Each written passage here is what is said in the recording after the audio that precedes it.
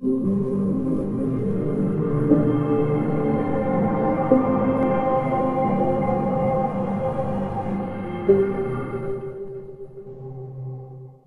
my dear friends and students. আজি মই এই ভিডিওটোত ক্লাস 10 ম্যাথছৰ চ্যাপ্টাৰ 4ৰ এক্সাৰসাইজ 4.3 কোৱেশ্চন নম্বৰ 11 টো কৰাম আৰু ছাত্ৰছাত্ৰীসকল তোমালোকে যদি এতিয়ালৈকে মোৰ চেনেলটো সাবস্ক্ৰাইব কৰা নাই প্লিজ সাবস্ক্ৰাইব কৰি লোৱা আৰু বেল আইকনো দবাই দিয়া যাতে মোৰ নেক্সট ভিডিওটোৰ নটিফিকেশন পাই যোৱা এতিয়া হা কোৱেশ্চনটো ষ্টাৰ্ট কৰো সো কোৱেশ্চনে কি কৈছে দুটা বৰ্গৰ কালিৰ যোগফল 468 বৰ্গমিটাৰ যদি হিহতৰ পৰিসীমাৰ পাৰ্থক্য 24 মিটাৰ বৰ্গ দুটাৰ বাহুৰ পৰিমাণ উলোৱা ছাত্ৰছাত্ৰীসকল কোৱেশ্চনে কি কৈছে মই ভালদৰে বুজাই আছো সো কোৱেশ্চন আমাক কৈছে দুটা বৰ্গৰ কথা গতিকে এতে মই দুটা বৰ্গ আঁকি লৈছো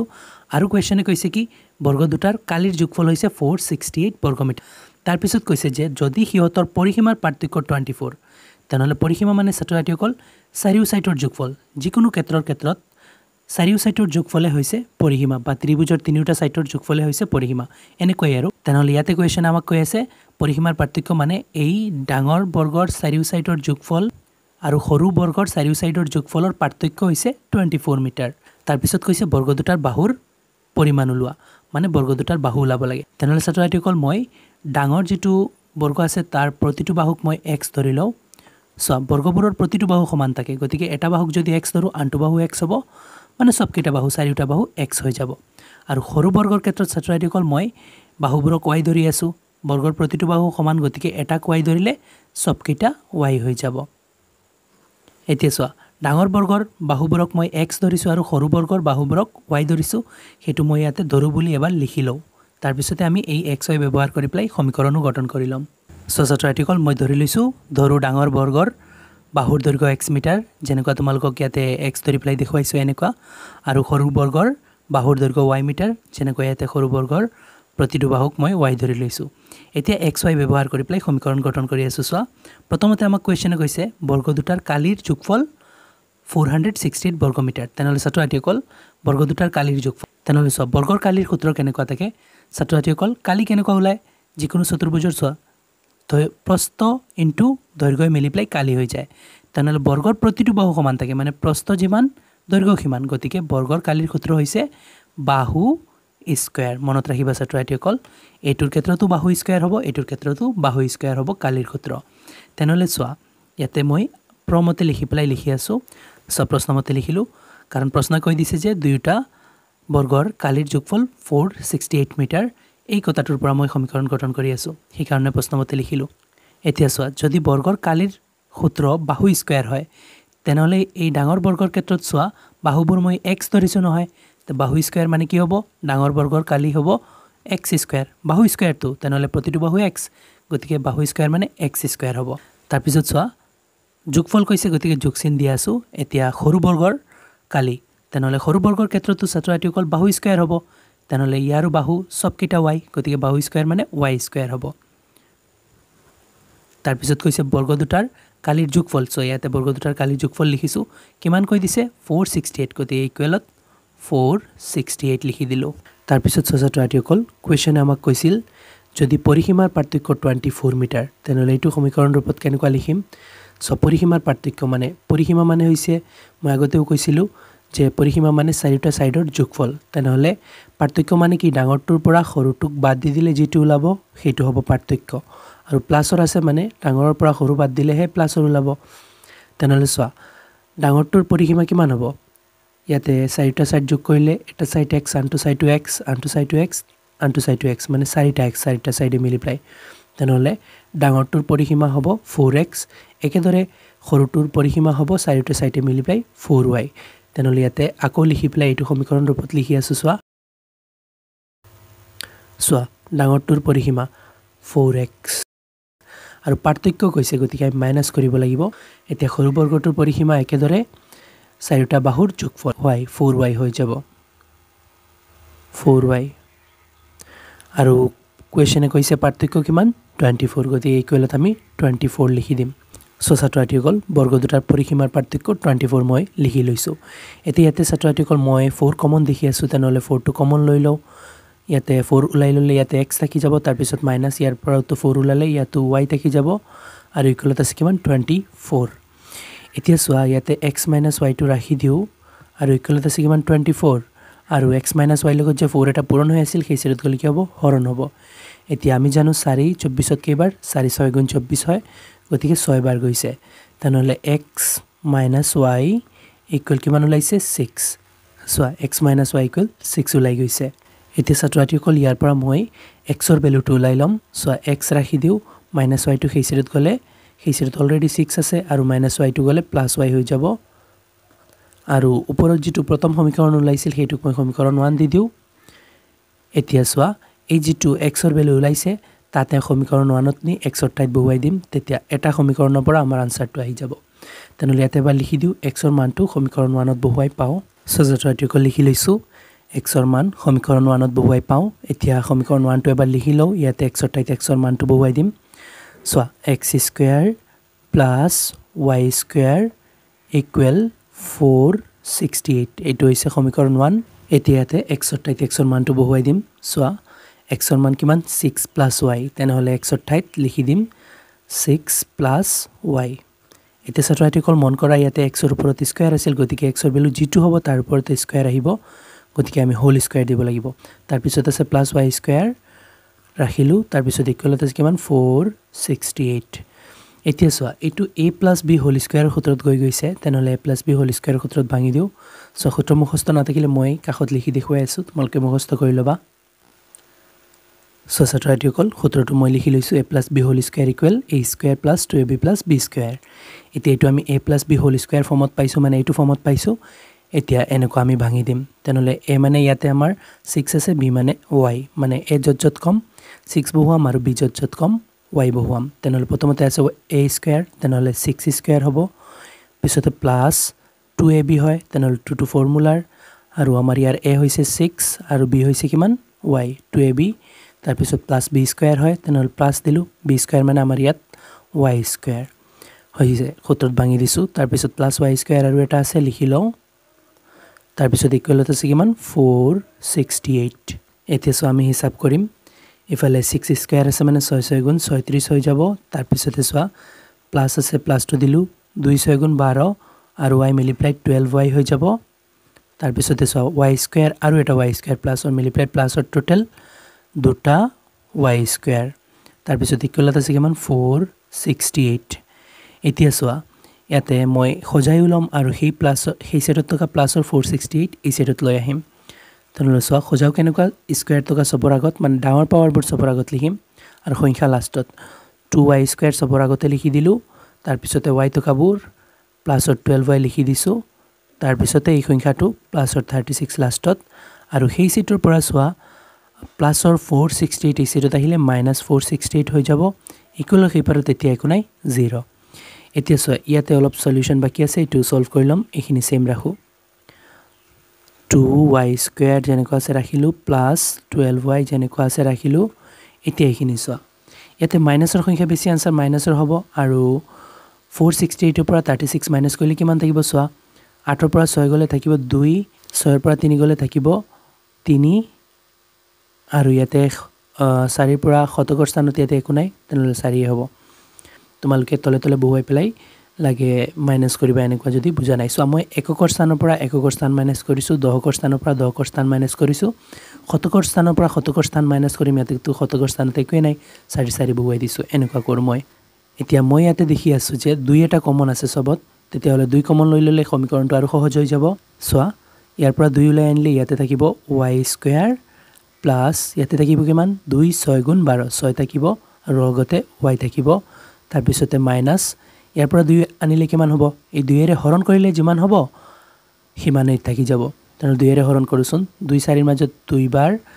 3 ৰ মাজত একবাৰ তাৰ পিছতে ইয়াতে থাকিলে 1 আৰু 2 12 12 ত কিবাৰ 2 6 গুণ 12 ইকুৱেল 0 এতিয়া তাৰ পিছত সোৱা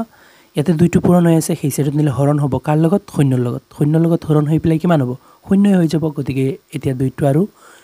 নিলিখো তোমালোকে মনে মনে ভাবি লবা যে 2 টো পূৰণ হৈ আছিল শূন্যৰ লগত হৈ পেলাই শূন্য হৈ গৈছে আৰু এই সেটত বাকি থাকিল কি y square plus 6y minus 216 equal 0 এতিয়া ছাত্ৰ ছাত্ৰীসকল এইটো এটা দ্বিঘাত সমীকৰণ হৈ গৈছে এতিয়া মই যিকোনো পদ্ধতিত সমাধান কৰিব পাৰিম মই ছাত্ৰ ছাত্ৰীসকল মধ্যপদ বিশ্লেষণ পদ্ধতিত সমাধান কৰি আছো যেটোক উৎপাদকীকৰণ পদ্ধতি বা উৎপাদক বিশ্লেষণ পদ্ধতি কোৱা হয় ছাত্ৰ ছাত্ৰীসকল এই পদ্ধতিত সমাধান কৰিবলৈ হলে প্ৰথমতে খজাই ল'ব লাগে তেনেহলে এইটো খজোৱা আছে স্কয়াৰ টকা সবৰ আগত স্কয়াৰ নটকা তাৰ পিছত লাষ্টতে ধ্ৰুবক পদ মানে খজোৱা আছে তাৰ পিছত কি কৰিব লাগে স্কয়াৰ টকা আৰু ধ্ৰুবক পদে মিলি প্লাই হেল্প কৰিব মিডলটো ভাঙাত কেনেকুৱা পূৰণ হৈ প্লাই পূৰণ কৰো সোৱা এটো প্লাস এটো মাইনাস প্লাসে মাইনাসে মাইনাস y স্কয়াৰ আৰু 216 পূৰণ কৰিলে 216 y স্কয়াৰ হৈ যাব এতিয়া সোৱা এই 216 y স্কয়াৰক এনেদৰে ভাঙিম যাতে পূৰণ কৰিলে -216 y স্কয়াৰ হয় আৰু টোটাল কৰিলে কিমান হ'ব লাগে +6y হ'ব লাগে কাৰণ এটো ভাঙিব যে সেই কাৰণে তেনলে সোৱা এটুক ভাঙো 216 ক ভাঙি আছো সোৱা এটো 2 এৰে যাব সোৱা 2 দি 2ত একবাৰ আৰু সোৱা ইয়াতে 200 হয় নহয় গতিকে 200ত 100 বাৰ যাব আৰু 16ত কিবাৰ 8 বাৰ আকৌ 2 এৰে যাব 2 দি 10ত কিবাৰ 5 বাৰ তাৰ পিছত 2 দি 8ত 4 বাৰ এতিয়া আকৌ 2 এৰে যাব লাষ্টত যুগ্ম সংখ্যা ওলাইছে যে সেই কাৰণে 2 দি 5ত কিবাৰ 2 বাৰ 2 দুগুণ 4 হয় ইয়াতে এক বেছি আছে 1 আৰু 4 14 14ত 7 বাৰ এতিয়া যাব 3 ৰে 3 9 গুণ 27 এতিয়া আকৌ 3 ৰে 3 3 গুণ 9 সো এইখিনি উৎপাদক ওলাইছে এতিয়া এইখিনিৰে এনেকুৱা বনাব লাগে যাতে পূৰণ কৰিলে এইটো হয় আৰু টোটাল কৰিলে +6y হয় এতিয়া সো ছাত্ৰসকল পূৰণ কৰি আমি -216 y স্কয়াৰ পাব লাগে তেনেহলে পূৰণ কেতিয়া মাইনাসৰ হয় যেতিয়া আমি এটা প্লাস এটা মাইনাস ৰাখো প্লাসে মাইনাসে পূৰণ কৰিলে মাইনাস হয় আৰু টোটাল কৰি প্লাই আমি +6y পাব লাগে গতিকে আমি ডাঙৰটো প্লাসৰ ৰাখিম সৰুটো মাইনাসৰ ৰাখিম মই দেখিছো ছাত্ৰসকল 3 দুগুণ 6 6 দুগুণ 12 ৰাখি দিলে আৰু ইফালে 3 3 গুণ 9 9 দুগুণ 18 ৰাখি দিলে হৈ যাব 18 পৰা 12 মাইনাস কৰিলে 6 আহি যাব আৰু 18 আৰু 12 গুণ এটো হ'ব এই কাৰণ এটোৰ উৎপাদক হেইবোৰ তেনলে ছাত্ৰসকল আমি ডাঙৰটো প্লাসৰ ৰাখিব লাগিব তেতিয়া প্লাসৰ হ'ব তেনলে ডাঙৰ কোনটো হ'ব 3 3 গুণ 9 9 দুগুণ 18 18 টো ডাঙৰ 18 টো প্লাসৰ ৰাখি আছো আৰু লগতে y লগাই দিছো কাৰণ 6y আহিব লাগে আৰু ইয়াতে y স্কয়াৰ আহিব লাগে তো y লগাই দি 18y তাৰ পিছত সৰু কোনটো সৰুটো মাইনাসৰ ৰাখিম 3 দুগুণ 6 6 দুগুণ 12 12y সোৱা এতিয়া এটো পূৰণ কৰিলে এটো হ'ব আৰু টোটাল কৰিলে এটো হ'ব সোৱাচোন 18টা y পৰা 12টা y গলে কিমানটা y থাকিব প্লাসৰ 6টা y হৈছে নহয় এটো টোটাল কৰি প্লাই আৰু পূৰণ কৰিলে সো মাইনাসে প্লাসে মাইনাস 18 12 গুণ এটো হ'ব কাৰণ এটো উৎপাদকৰ পৰা বনাইছে যে সেই কাৰণে আৰু y স্কয়াৰ হ'ব হল মানে এটো আমি লিখিব পাৰিম এটো পূৰণ কৰি প্লাই এটো শো হৈ আছে টোটাল কৰি প্লাই এটো শো হৈ আছে এতিয়া সোৱা এই দুইটা সেম থাকিব এই দুইটা হেল্প কৰিছে আৰু মিডলটো চেঞ্জ হ'ব কাৰণ মিডলটো ভাঙে তেনলে ইয়াতে ৰিপ্লেস কৰি আছো এটোৰে সো y স্কয়াৰ হেল্প কৰিছে y স্কয়াৰ যেনেকুৱা আছে তেনেকুৱা হ'ব তাৰ পিছতে +6y ঠাইত এটো হ'ব +18y +18y -12y আৰু এটো হেল্প কৰিছিল -216 এ -216 যেনেকুৱা আছে তেনেকুৱা হ'ব ইকুৱেল হিপাৰত এতিয়া 0 এতিয়া আমি কমন ল'ব লাগিব সোৱা এই দুটাত কমন কি আছে y কমন আছে y ললো এতিয়া দুটা y পৰা এটা y ওলাই গলে এটা y থাকিব তাৰ পিছত প্লাস আছে প্লাস এতিয়া 18 আৰু y পৰা y কমন ওলাই গৈছে তাকিল কিমান 18 তাৰ পিছত সোৱা ব্ৰেকেটৰ বাহিৰত মাইনাস আছে মাইনাস দিলু এতিয়া এই দুটাত কমন কি আছে 12 কমন আছে ছাত্ৰসকল কাৰণ 12 আৰু 18 পূৰণ কৰিলে এটো হয় তেনলে এটোৰ পৰা 12 কমন আহিব আহিলে 18 থাকিব মানে 216 আৰু ইয়াত 12 আছে 12 টো কমন লৈ ললো পুৰা 12 ওলাই দিলে y থাকিব তাৰ পিছতে মাইনাসে প্লাসে গৈ প্লাই মাইনাস হয় তেনলে ইয়াতে প্লাস ৰাখিব লাগিব এতিয়া ইয়াৰ পৰা 12 ওলালে কিমান থাকিব 18 থাকিব তেতিয়া হলে এটো ব্ৰেকেটৰ লগত মিলিব আৰু এনেকা অংকত ব্ৰেকেট দুটা মিলিব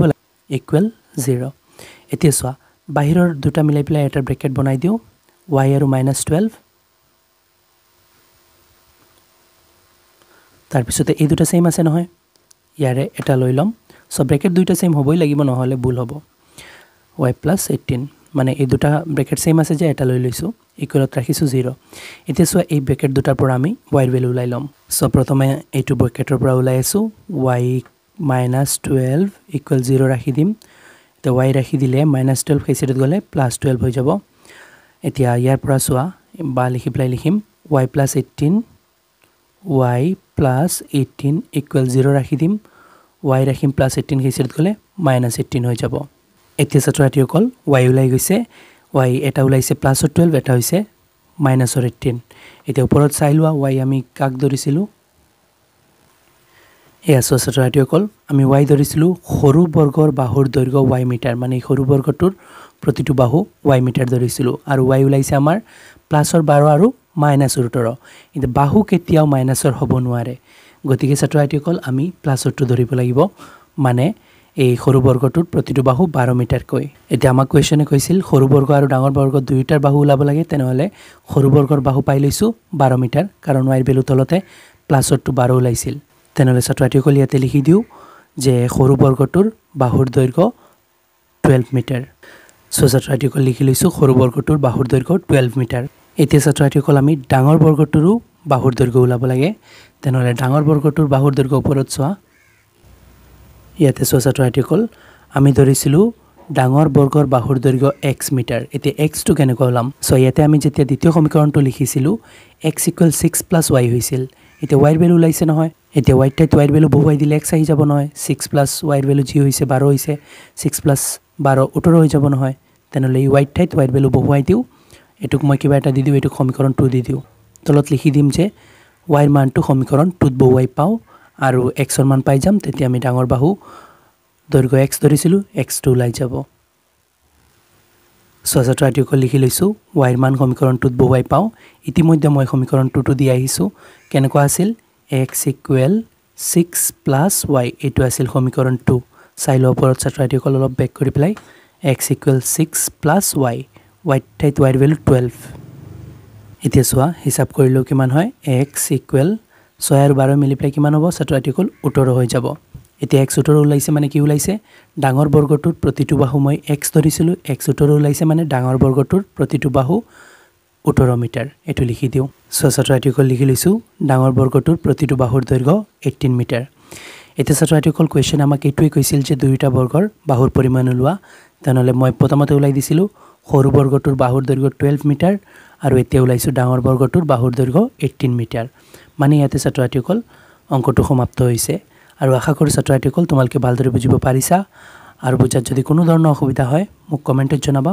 ভিডিওটো ভাল লাগিলে লাইক এণ্ড শেয়াৰ কৰিবা চেনেলটো সাবস্ক্ৰাইব কৰি দিবা থ্যাংক ইউ